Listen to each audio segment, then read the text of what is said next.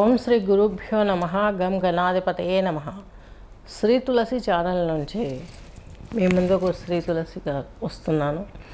ఇందులో మనం yoga, astrology, music therapy ఇవ్వడం జరుగుతుంది. అస్ట్రాలజీకి సంబంధించినటువంటి సమస్త ప్రాబ్లమ్స్కి విశ్లేషణ, జాతకం చూసి చెప్పడం జరుగుతుంది. ఇందులో మీరు గోచారంలో చెప్పేది మీ పైన ఒక 40-50% రిజల్ట్ కరెక్ట్గా వస్తుంది. 100% రిజల్ట్ కావాలంటే ఒకసారి వ్యక్తిగత జాతకాన్ని పరిశీలింప చేసుకున్నట్లయితే మీకు చక్కగా మంచి రిజల్ట్ అనేది 100% వస్తుంది.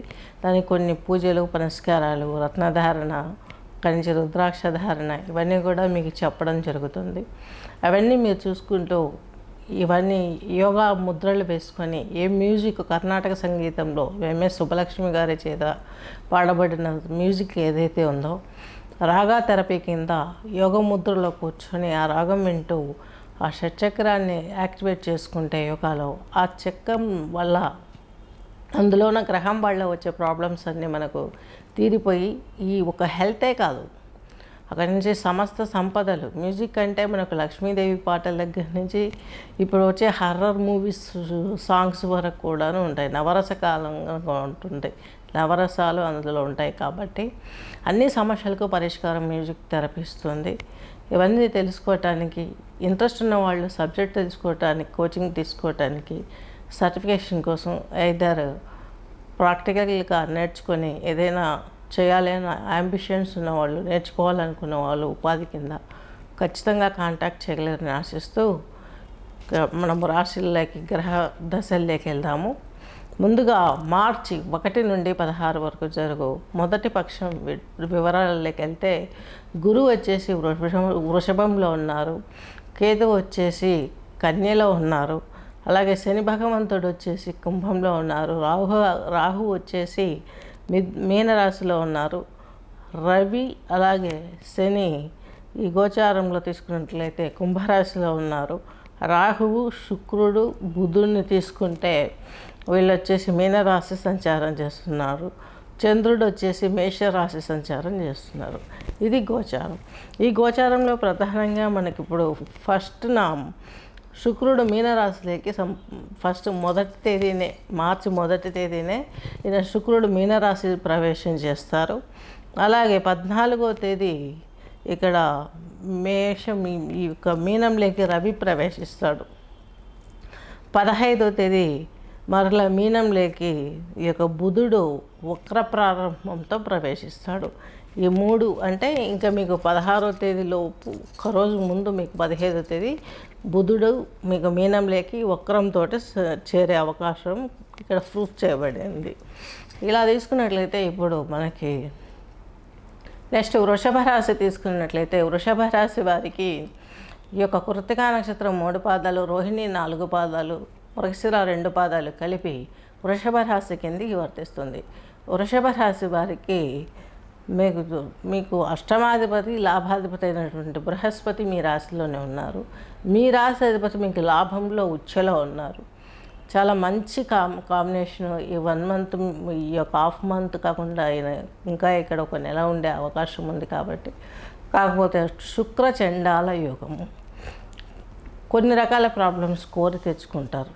పెద్దవాళ్ళ ధిక్కారం, లేదంటే కొంచెం జీవిత భాగస్వామితో పొరపాట్లు రావటం, ఇవన్నీ కొంచెం ఇబ్బందికరంగా ఉన్నప్పటికీ కూడాను మీ సరౌండింగ్స్ పర్సన్స్ మీకు ఎంతో ప్రేమతోటి సహకారాన్ని అందించడంలో మాత్రం ఎట్టి పరిస్థితుల్లో కూడా వెనుకంజ వేరు. వృషభ రాశి, వృషభ లగ్నం వారికి మీకు 2వ ఇంట్లో కుజుడు ఉన్నాడు, వ్యయాధిపతి, సప్తమాధిపతి.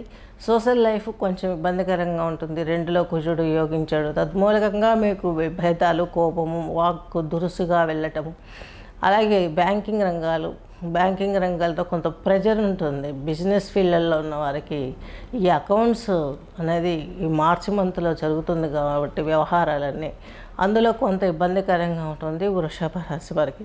వృషభ రాశి వారికి మీకంటూ కేతువు, పంచమ కేతువు, దైవత్వానికి సంబంధించిన ఆలోచనలు మిమ్మల్ని వెంబడిస్తూ ఉంటాయి.